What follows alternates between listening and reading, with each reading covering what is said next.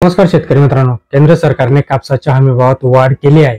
मात्र कमी मागणी आणि आंतरराष्ट्रीय बाजारामध्ये संधी यामुळे बाजारात दबाव असताना दिसत आहे.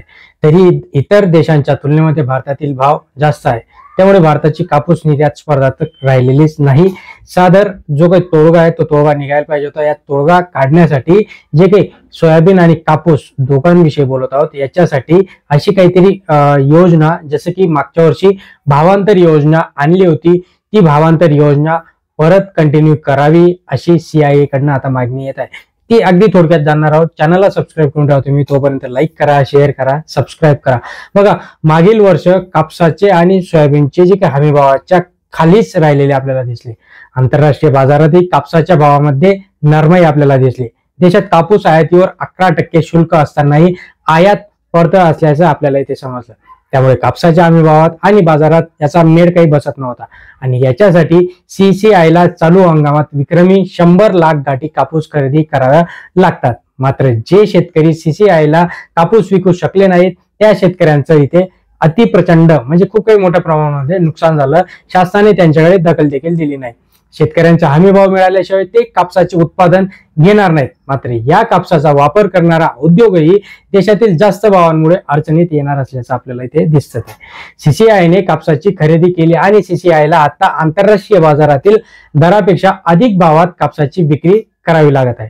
देशात कापसाचे भाव जास्त असल्याने या भावात जे काही सूत आणि कापड तयार करतात ते निर्यात करणे आता शक्य होत नाहीये आणि म्हणूनच शेतकऱ्याने त्याचा जो काही जो काही कापूस लावायचं सोडून आता शेतकरी इतर पिकांकडे वळताना दिसत आहे. आता याच्यामध्ये सोयाबीन एक आलं. सोयाबीनलाही सेम कंडिशन, पण सोयाबीन कापसाच्या प्रमाणामध्ये सोयाबीनला लोक जास्त प्रेफरन्स देत आहे, कारण की कमी वेळेमध्ये चांगलं उत्पन्न देणारं हे पीक आहे सोयाबीन. आणि त्याच्यानंतर जर मध्यम लांब या सगळ्या काही गोष्टी असणारे, याच्यामध्ये जर शेतकऱ्यांना हमी भाव नाही मिळाला तर निदान त्यांना भावांतर योजना जी मागच्या वर्षाची होती तिच्यातला तिसरा टप्पा देखील अजून राहिलेला आहे, तो तिसरा टप्पा सुरू करावा अशी मागणी आता होत आहे.